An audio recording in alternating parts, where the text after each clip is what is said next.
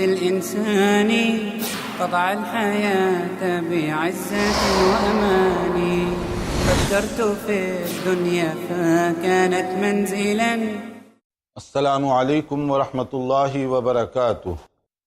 الحمد للہ رب العالمین وصلی اللہ وسلم علی نبینا محمد وعلی آلہ وصحبہ اجمعین ومن تبعہ بإحسان الی یوم الدین. اما بعد. محترم بھائیوں اور بہنوں، درس حدیث کے اس پروگرام میں حدیث کی مشہور کتاب مشکوٰۃ المصابیح کے ساتھ آپ کی خدمت میں حاضر ہیں. اس پروگرام میں ہم نے کوشش کی، اور یہ ہماری آئندہ بھی کوشش ہوگی انشاءاللہ، کہ سلسلہ وار حدیث کا درس دیا جائے اور اس کتاب کے ذریعے ہر عنوان اور ہر باب میں پائی جانے والی احادیث، ان کا خلاصہ آپ کے سامنے پیش کیا جائے، تاکہ کم سے کم وقت میں آپ کو زیادہ سے زیادہ باتیں مل سکیں. گزشتہ ہم نے ان 7 خوش نصیب لوگوں کا ذکر کیا جنہیں قیامت کے دن جب نفسی نفسی کا عالم ہوگا، اللہ رب العالمین کی طرف سے خصوصی ان کے ساتھ معاملہ کیا جائے گا، ان کے لیے سائبان فراہم کیا جائے گا، ان کے لیے خصوصی جگہ دی جائے گی، ان کے ساتھ VIP پروٹوکول VIP کا معاملہ ہوگا. سمجھیے، سوچئے کتنے سعادت مند ہوں گے وہ لوگ جو قیامت کے دن اس طرح سے خصوصی معاملہ جن کے ساتھ کیا جائے. وہاں تو نفسی نفسی کا عالم، پریشانی کا عالم ہوگا، مگر 7 قسم کے لوگوں کو اللہ تعالیٰ یہ معاملہ اور اعزاز عطا فرمائے گا. وہ کون ہیں جن کے ساتھ یہ معاملہ ہوگا؟ ان میں سے کچھ کا ذکر اس سے پہلے ہم کر چکے ہیں کہ امام عادل، انصاف اور عدل کرنے والا حکمران، ذمہ دار، اپنے پاور کا، اپنے اختیارات کا، اپنے عہدے کا صحیح استعمال کرنے والا. پھر وہ نوجوان جو بھری جوانی اور تندرستی کے زمانے میں بھی اللہ کی عبادت کرتا رہا. پھر وہ شخص جس کا دل مسجد کے ساتھ لگا رہے، مسجد سے نکلنے میں اس کو تکلیف ہو، اور مسجد میں زیادہ سے زیادہ وہ اپنے آپ کو مصروف رکھے، مسجد کے ساتھ مسجد والی زندگی. اور پھر 2 آدمی جن کی آپس میں محبت صرف اللہ کے دین کے لیے ہو، اور وہ آدمی جو تنہائیوں میں اللہ کی عبادت کرے اور اللہ تعالیٰ کا ذکر کر کے اپنی آنکھوں سے آنسو بہائے. پھر وہ شخص جسے برائی کے لیے بلایا جائے، اور وہ بھی اس قسم کی عورت جو حسن و جمال والی بھی ہے، ظاہری طور پر دولت مند بھی ہے، یعنی سارے امکانات برائی کے موجود ہوں اور وہ برائی سے بچا رہے. اور پھر اس کے بعد ایک اور چیز جو بتائی جا رہی ہے، صدقہ و خیرات کرنے والا. صدقہ و خیرات یہ اللہ کو بہت پسند ہے، اتنی پسند ہے کہ قرآن کریم میں کہا گیا کہ کون ہے جو اللہ کو قرض دے گا؟ یعنی اللہ کو قرض کی ضرورت ہے؟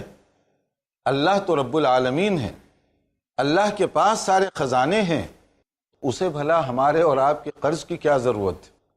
وہ تو رب العالمین ہے، وہی دینے والا، وہی رزاق ہے. یہاں اصل میں قرض اللہ کو نہیں، دینے والے کی حوصلہ افزائی کی جا رہی ہے کہ کوئی اگر صحیح راستے میں خرچ کرے تو اس کا مطلب گویا کہ اس نے اللہ کو قرض دیا. اللہ کو ضرورت نہیں، مگر اجر و ثواب کے اعتبار سے اس کی نیکی کو اتنا محفوظ کر دیا جائے گا، اتنا محفوظ کر دیا جائے گا کہ اللہ تعالیٰ جتنا اس نے دیا کئی گنا اس کو واپس کر دیں گے. یہ صدقہ جو خلوص کے ساتھ کیا جائے، کہا گیا کہ وہ لوگ جو اللہ کے راستے میں خلوص کے ساتھ خرچ کرتے ہیں، ان کی مثال کیسی ہے؟ کمثل حبۃ انبتت 7 سنابل فی کل سنبلۃ 100 حبۃ واللہ یضاعف لمن یشاء. ان کی مثال اس کسان اور دہقان کی ہے جو ایک بیج زمین میں بوتا ہے، اور اس بیج سے ایک درخت نکلتا ہے، اس سے پھر بالیاں پھوٹتی ہیں، اور ہر بالی میں مختلف قسم کے خوشے لٹک رہے ہوتے ہیں اور دانے آتے ہیں. ایک دانہ دیا اور نتیجے میں کتنے دانے اس کو ملے، کتنے پھل اس کو ملے، یہ تو ایک مثال دی گئی۔ لیکن اللہ کے خزانوں میں کوئی کمی تھوڑی ہے۔ ایک پیسہ ہم دیں گے، 1 روپیہ، $1 خرچ کریں گے اللہ کے رضا کی خاطر، تو اس کا اللہ کی طرف سے یہ وعدہ کیا جا رہا ہے 70 گنا زیادہ اس کو واپس کیا جائے گا۔ اور اگر نیت اچھی ہوگی 700 گنا زیادہ، نیت اور اچھی ہوگی، اللہ کے پاس کوئی تعداد لمیٹیشن نہیں ہے۔ واللہ یضاعف لمن یشاء، جتنا چاہے اللہ تعالیٰ اس کو نواز دے۔ دینے والوں کے بارے میں اتنی بشارت دی گئی۔ صحیح بخاری کے جو الفاظ ہیں، اتق النار ولو بشق تمرۃ، اس میں امیر یا غریب کی نہیں ہے تفریق، دل کی ہے، احساس کی ضرورت۔ جو نیکی میں حصہ لینا چاہے، صدقہ اور خیرات، تاکہ قیامت کے دن اس کو بھی VIP پروٹوکول ملے، اس کے لیے بہت بڑی دولت کی ضرورت نہیں ہے کہ ملینر ہو، بلینر ہو، لکھپتی ہو، کروڑ پتی ہو تبھی وہ دے، نہیں، اس کے لیے شوق کی ضرورت ہے۔ کیوں شوق کی ضرورت ہے؟ جیسے صحیح بخاری میں کہا گیا کہ تم اگر چاہو تو کھجور کے ایک دانے سے جہنم کی آگ کو ٹھنڈا کر سکتے ہو۔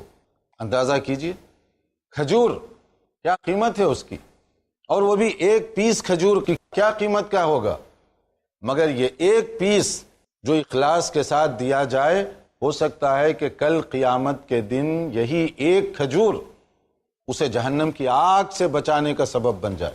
ایک کھجور اور جہنم کی آگ، تو اس کا معنی کیا ہوا؟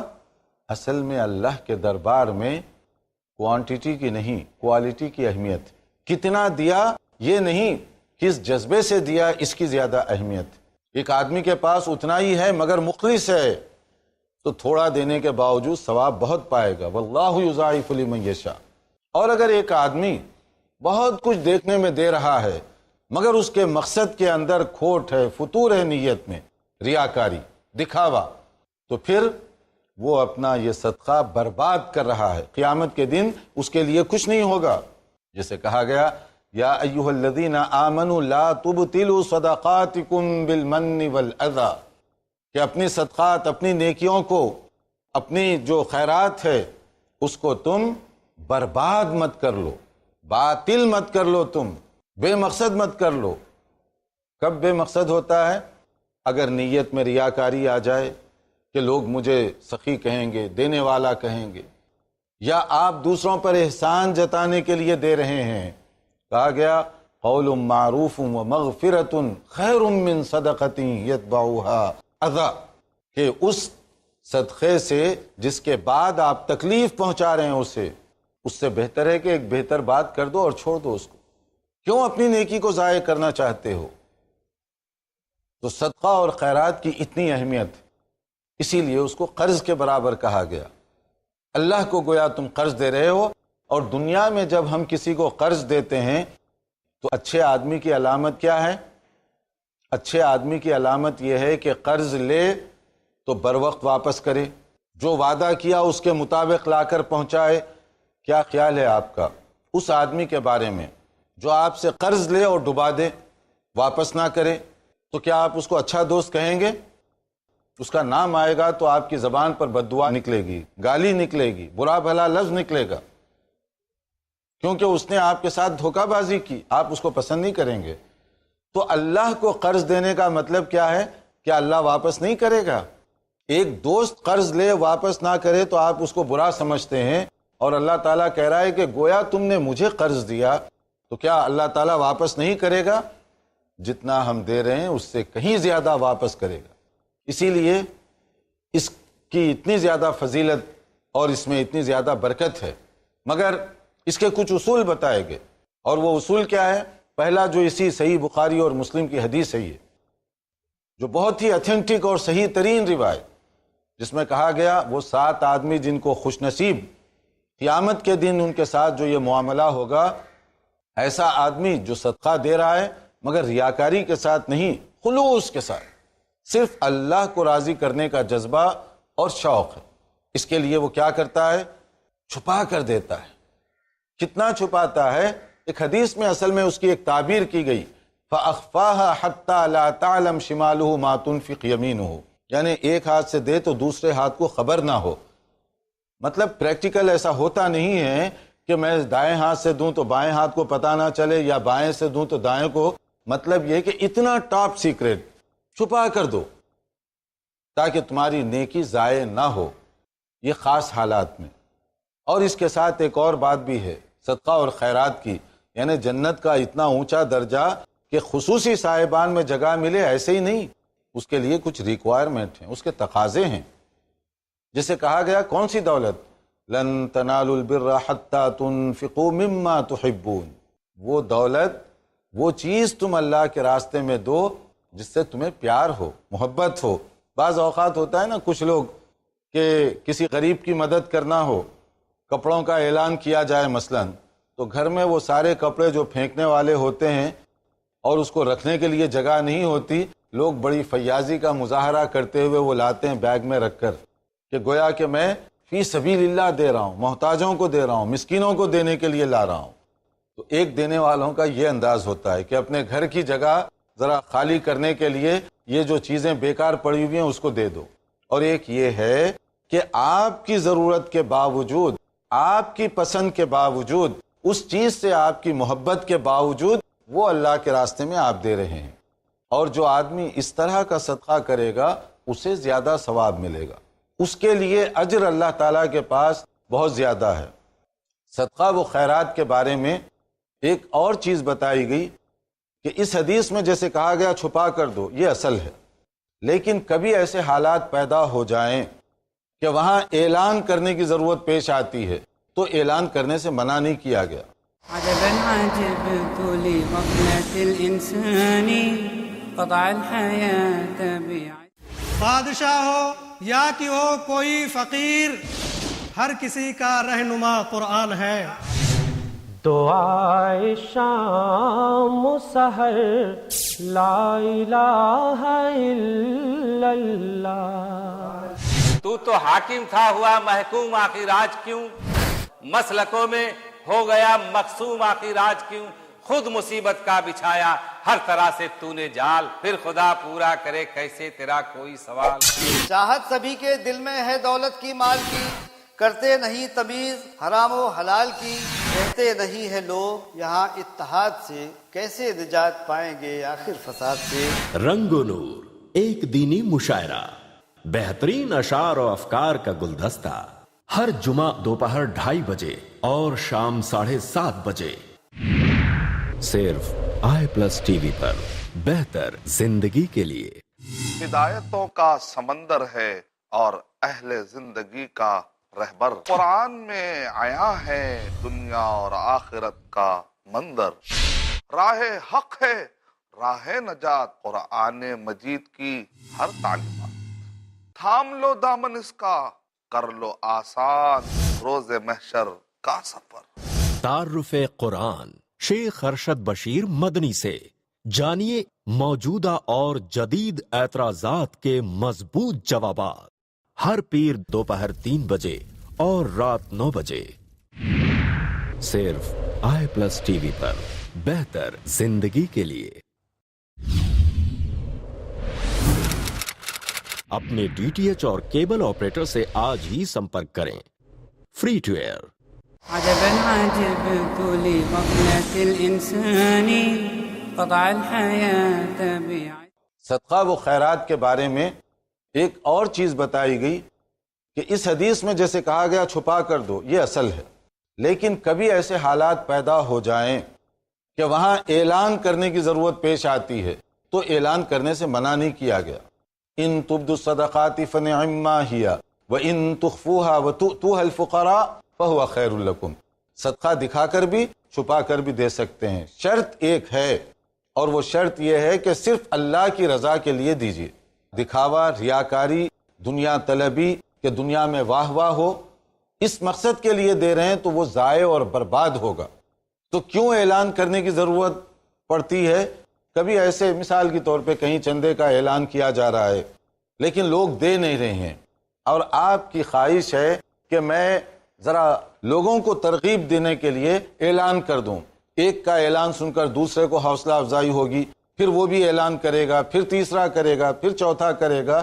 اگر اس مقصد کے لیے کہ لوگوں کو بھی نیکی کی طرف رغبت دلائیں تب اعلان کر رہے ہیں، یہ جائز، کیونکہ آپ کا مقصد دکھانا نہیں ہے بلکہ آپ کا مقصد ان کو بھی نیکی کی طرف لگانا ہے۔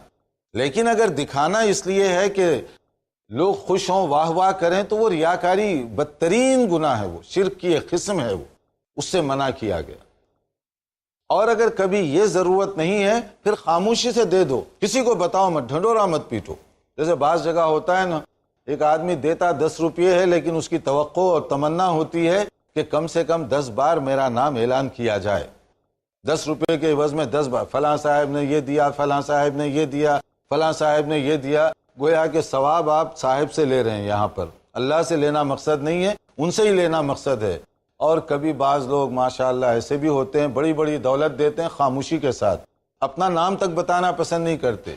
وہ کہتے ہیں کبھی مسجد والے یا کوئی دینی ادارے والے کہ رسید کس نام پر کاٹیں، تو وہ کہتے ہیں اللہ کا ایک بندہ لکھ دو بس۔ ایسے بھی لوگ ہیں۔ اور کچھ لوگ ایسے ہیں، اگر امام صاحب سے بائی چانس اتفاق سے مسجد میں ان کا نام رہ گیا اعلان کرنے والوں کی لسٹ میں، تو پھر وہ امام کو وہاں ڈیوٹی کرنا مشکل ہو جائے گا کہ میں نے پیسے دیے، میرا نام تم نے نہیں لکھا۔ اب اس کے ساتھ ایسی لڑائی بنے گی کہ وہ امام کے لیے مصیبت بن جائے گی۔ تو کیا آپ نے امام کے لیے دیا وہ پیسے؟ کیا صدقہ آپ کا مقصد یہ تھا کہ لوگ خوش ہوں؟ اگر اس مقصد سے آپ دے رہے ہیں تو پھر قرآن مجید میں کہا گیا کہ آپ اپنی دولت کو ضائع کر رہے ہیں، اس کا کوئی فائدہ آپ کو ہونے والا نہیں ہے۔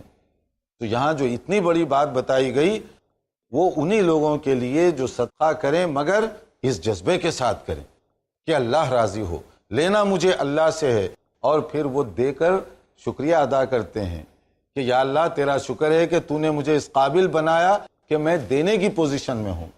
الٹا بھی ہو سکتا تھا نا، آپ لینے والوں کی پوزیشن میں بھی ٹھہر سکتے تھے۔ کیا یہ مقام شکر نہیں کہ اللہ تعالیٰ نے آپ کو محتاج نہیں بنایا، اس قابل بنایا کہ آپ دوسروں کی مدد کر سکیں؟ دی ہوئی دولت تو اللہ ہی کی ہے۔ اللہ جس طریقے سے اور لوگوں کو محروم رکھا ہوا ہے یا کم ان کو مل رہا ہے، آپ کو زیادہ مل رہا ہے، الٹا بھی ہو سکتا تھا، آپ کو کم ملے ان کو زیادہ ملے اور آپ بھیک مانگنے کے لیے وہاں پر پہنچیں۔ یہ تو اللہ کی حکمت ہے کہ کس کو کتنی دولت ملنی چاہیے، تو دی ہوئی اللہ کی ہے، اسی کے راستے میں خرچ کرنے کا حکم دیا گیا۔ اور کوئی آدمی اگر یہ کام کرے تو اس کے لیے اتنی بڑی بشارت ہے۔ پھر ایک مرتبہ 7 جو قسمیں ہیں کہ 7 قسم کی نیکیاں جو قیامت کے دن خصوصی صاحبان میں وہ لوگ جگہ پائیں گے، ان پر نظر کیجیے اور پھر نیت کیجیے کہ ہم بھی کوئی ایسا عمل کریں کہ ہم ان میں شامل ہو سکیں، کیونکہ وہاں جنت آرزوؤں اور تمناؤں سے کسی کو نہیں دی جاتی۔ جنت کے حصول کے لیے ایمان اور عمل صالح کی ضرورت ہے۔ اگر یہ ہو تو پھر آپ اور ہمارے لیے جنت ہے، اور اگر ایمان اور عمل صالح کا کھاتا خالی ہو، چاہے ہمارا تعلق کسی خاندان سے ہو یا کوئی بھی نام ہو، اللہ تعالیٰ کے پاس ان لوگوں کے لیے کوئی نجات نہیں۔ اس کے بعد ایک اور چیپٹر ہے جو نماز ہی سے متعلق ہے، کیونکہ یہ باب صلاۃ کے حوالے سے چل رہا تھا اور اس میں ضمناً بہت ساری احادیث کو مشکات میں ذکر کیا گیا۔ اب اس کے بعد میں سطر کے متعلق ایک بڑا اہم مسئلہ ہے۔ سطر کا مطلب ہوتا ہے نماز پڑھنے کے لیے کپڑا کتنا ہونا چاہیے، کم سے کم، زیادہ سے زیادہ یہ تو آپ کی اپنی سہولت کے اوپر ہوگا، لیکن کم سے کم کیا چیز ہونی چاہیے۔ اور یہ نماز کو درست بنانے کے لیے ضروریات ہیں۔ مثلا ایک مرد کے لیے کم سے کم اتنا تو ہے کہ اس کے ناف سے لے کر جو اس کے گھٹنے تک کا حصہ ہے وہ کم سے کم کور ہو جائے۔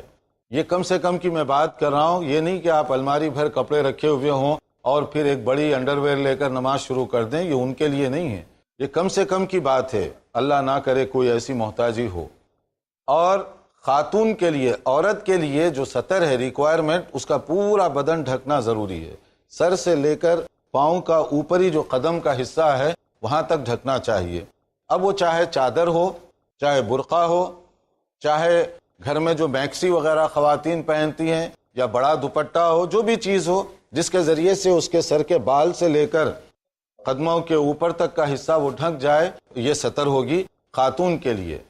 اور اس کے لیے ایک تو ہے نیسیسری، کم سے کم ضرورت، اور ایک ہے قرآن مجید کا حکم، جو ہم نے اس سے پہلے طہارت کے مسئلے میں بھی بتایا کہ اللہ تعالیٰ نے ارشاد فرمایا یا بنی آدم خذوا زینتکم عند کل مسجد، کہ تم نماز سے پہلے اس کا اہتمام کرو، پریپریشن۔ زینت کا مطلب کیا ہے؟ پریپریشن۔ تو اب پریپریشن کیا ہوتی ہے؟ اب اس میں مسئلہ بیان کرنے سے پہلے، فتویٰ سے پہلے، میں ایک دلچسپ آپ کو بات سناؤں کہ عموماً لوگ سوالات کرتے ہیں فتوے کی نوعیت کے۔ فتویٰ اور چیز ہے، تقوی اور چیز ہے۔ تقوی کا تھرمومیٹر اندر ہی رکھا گیا اللہ کی طرف سے، اور فتویٰ وہ ضرورت پر استعمال ہوتا ہے کہ کم سے کم کتنے کپڑوں میں نماز ہوتی ہے، کم سے کم تو میں بتا دیا۔ اب دیکھیے بعض اوقات ہمارا تجربہ کیا ہے، گھر میں کوئی نماز پڑھ رہا ہو، اور کیسے پڑھتے ہیں گھر میں نماز؟ عموماً کوئی یا تو لنگی پہنا ہوا یا دھوتی باندھا ہوا ہے اور ایک چھوٹا سا شرٹ ہے، یا کچھ لوگ ایسے ہیں جو بنین پر پڑھ رہے ہیں مثلاً۔ جائز ناجائز کی بحث الگ ہے، میں جو ہوتا ہے وہ بتا رہا ہوں۔ اور نماز اس حالت میں آپ پڑھ رہے ہیں، اور نماز کے بعد دروازے پر ناک ہوتی ہے، یعنی بیل ہوتی ہے کہ پتہ چلا کہ آپ کا کوئی دوست آیا ہوا ہے ملاقات کے لیے۔ اب وہ دوست جو آپ سے ملاقات کے لیے آیا، آپ کے بچے نے اس کی اطلاع دی، اور جیسے ہی آپ کا بچہ کہتا ہے کہ فلاں صاحب دور پر ٹھہرے ہوئے ہیں، تو آپ کیا کریں گے؟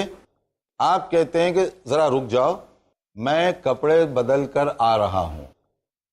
تو بالفاظ دیگر آپ یہ کہنا چاہتے ہیں کہ وہ کپڑے جو پہن کر آپ اللہ رب العالمین کے دربار میں ٹھہرے ہوئے تھے، وہ اس قابل نہیں ہے کہ آپ کے دوست کے سامنے اسی کپڑے میں جائیں، اس لیے آپ کہہ رہے ہیں رک جاؤ میں ذرا کپڑے بدل لوں۔ تو اس کا معنی یہ ہوا آپ نے دوست کو زیادہ اہمیت دی، اور اللہ رب العالمین کے دربار میں جانے کے لیے فتویٰ پوچھ رہے ہو۔ وہاں کیوں نہیں یہ احساس پیدا ہوا کہ جن کپڑوں سے میں دوست کے سامنے نہیں جا سکتا، اللہ رب العالمین کے دربار میں کیسے جاؤں؟ الماری بھری ہوئی ہے کپڑوں سے، وہ لے کر پہننے میں اتنی سستی کہ وہاں پر بنین سے نماز پڑھ رہے ہو، اور دوست آیا تو فوری شرٹ پہن رہا۔ یہ صرف سوچنے کا انداز ہے، اور عام طور پہ ایسے ہی ہوتا ہے۔ تو یہاں کہا جا رہا ہے خذوا زینتکم عند کل مسجد، کہ نماز سے پہلے اہتمام کرو، پریپریشن کرو۔ اور اس کے بعد اب ضروری جو ریکوائرمنٹس ہیں، ایک کپڑا اگر مرد آدمی کے پاس ہو اور وہ اپنے بدن کو جتنا زیادہ ڈھانک سکتا ہے، مثلا کندھے ڈھانک لیا اور نیچے تک اس کو لٹکا رہا ہے، ایک کپڑا ہے تو بھی وہ نماز پڑھ سکتا ہے۔ اگر وہ کپڑے کا سائز چھوٹا ہے، ناف سے لے کر گھٹنے تک باندھ لے تو بھی وہ نماز پڑھ سکتا ہے، کندھے کھلے ہوئے ہیں اس کے، کیونکہ ہے ہی اتنا اس کے پاس، اتنا ہی کپڑا اس کے پاس ہے اور کوئی چیز نہیں ہے اس کے پاس، تو نماز نہیں چھوڑے گا، وہ نماز تو پڑھے گا، جتنا ہے اسی کے اندر اپنے آپ کو جتنا کور کر سکتا ہے اتنا کور کرے گا۔ دیکھیے ایک حدیث ہے، اس زمانے کے حالات کو سمجھنے کے لیے بھی مدد ملتی ہے، ایک تو مسئلہ بھی ہے اور دوسرے حالات کو سمجھنے کے لیے۔ حضرت سلمہ بن اکوع رضی اللہ تعالیٰ عنہ بیان فرماتے ہیں کہ انہوں نے پوچھا کہ یا رسول اللہ صلی اللہ علیہ وسلم، انی رجل اصید، کہ میں شکار وغیرہ کرتا ہوں، اور افا اصلی فی القمیص الواحد، کیا یہ ممکن ہے کہ میں ایک ہی شرٹ میں نماز پڑھ لوں؟ یعنی مطلب ایک کرتا پہنتا ہوں، وہی کرتے میں نماز پڑھ سکتا ہوں، جس کو آج کل کی اصطلاح میں سمجھ لیجئے قمیص کا مطلب جبہ یا توپ، کوئی اس طرح کی چیز۔ توپ کا مطلب وہ جو ڈیکوریٹڈ توپ اور اس طرح کے بہت زیادہ زیب و زینت کے ساتھ، وہ نہیں، ضروری گنجائش اور گزارے کی چیزیں۔ تو نبی صلی اللہ علیہ وسلم نے فرمایا قال نعم، ہاں پڑھ سکتے ہو، پڑھ لو۔ وَأْذُرُوهُ وَلَوْ بِشَوْكَةٍ، یہ ابو داؤد اور نسائی کی حدیث ہے۔ البتہ وہ چونکہ ایک ہی کپڑا ہے اور رکوع اور سجدے میں بے ستر نہ ہو جاؤ، تو اس کے لیے آپ نے فرمایا کہ اس کو تھوڑا سا کوئی چیز سے باندھ لو، جس کو ہم کہتے ہیں بٹن لگانا۔ اب بٹن، یہاں جو لفظ استعمال ہوا ہے، یہ صحابہ کرام کی جو حالت تھی اس کا آپ اندازہ کریں۔ آپ نے فرمایا کہ اگر اس کو کوئی بٹن وغیرہ لگا سکتے ہو تو ٹھیک، ولو بھی شوکتن کا مطلب ہے ایک کانٹا ملے تو کانٹے سے جوڑ لو اس کو، کانٹا، درخت کا کوئی کانٹا مل گیا، اس کانٹے کے ذریعے سے تم اس کو جوڑ لو۔ اس سے اندازہ کیجئے کہ اسلام کہاں سے شروع ہوا اور صحابہ کرام نے کیا محنتیں کی، کیا کوشش کی کہ کپڑا ایک ہی ہے اور اس کو باندھنے کے لیے گنڈی تک نہیں ہے، ایسی حالت میں اسلام شروع ہوا۔ ان لوگوں کی قربانیوں سے ہم تک اسلام پہنچا۔ تو نبی صلی اللہ علیہ وسلم نے ان سے کہا کہ ایک ہی کپڑے میں تم نماز پڑھ سکتے ہو، اس کو صرف کوئی چیز نہیں مل رہی ہے تو کوئی درخت سے ایسی چیز لے لو، کوئی چھوٹا سا تنکا یا کوئی ایسے جس کے ذریعے سے اس کو روک سکو، اور رکوع میں جاؤ تو بے ستر نہ ہو جاؤ، یا سجدے میں جاؤ تو بے ستری نہ ہو جائے۔ یہ ان کا انداز تھا۔ اور ایک بہت مشہور صحابی حضرت ابی بن کعب رضی اللہ عنہ، جو قرآن مجید کی تلاوت کے ماہر ترین صحابی سمجھے جاتے تھے، انہوں نے کیا کہا؟ الصلاۃ فی الثوب الواحد سنت، ایک کپڑا ہو اس میں نماز پڑھنا یہ سنت ہے۔ کننا نفعلہ مع رسول اللہ صلی اللہ علیہ وسلم، یہ ہم نبی صلی اللہ علیہ وسلم کے زمانے میں ان حالات سے گزر چکے ہیں، یہ ہم کیا کرتے تھے۔ ولا یعاب علینا، اور کوئی عیب جوئی بھی نہیں کرتا ہم پر، مطلب یہ کہ تھا ہی ایک، پہنتے ایک، کوئی کسی پر نہیں کرتا۔ البتہ حضرت عبداللہ ابن مسعود رضی اللہ عنہ نے وہاں ایک اور بات کہی کہ انما کان ذاک، کہ یہ جو چیز ہے یہ کب کی بات ہے، یہ کب اس طریقے سے ہو رہا تھا؟ یہ جو تھا اس وقت فی الثیاب قلۃ، کپڑے ہمارے پاس ہوتے نہیں تھے، اس وقت کی یہ بات تھی۔ فاما اذا وسع اللہ فالصلاۃ فی الثوبین ازکا، یہ مسند احمد ابن حنبل کی حدیث ہے کہ جب اللہ نے وسعت دی ہے تو دو کپڑے ہوں تو بہتر ہے، یعنی مطلب یہ کہ ایک تہبند ہو اور ایک اوپر شرٹ ہو یا پاجامہ ہو اوپر ہو، تو یہ زیادہ بہتر شکل ہے اس کی۔ اس سلسلے میں اور بھی بہت ساری باتیں ہیں، لیکن چونکہ ہمارا وقت ختم ہو رہا ہے تو ہم یہیں پر اپنے پروگرام کو روکیں گے۔ انتظار کیجئے اگلی نشست کا۔ والسلام علیکم ورحمۃ اللہ وبرکاتہ۔ عجبا عجبت لغفلة الإنسان قطع الحياة بعزة وأمان فكرت في الدنيا فكانت منزلا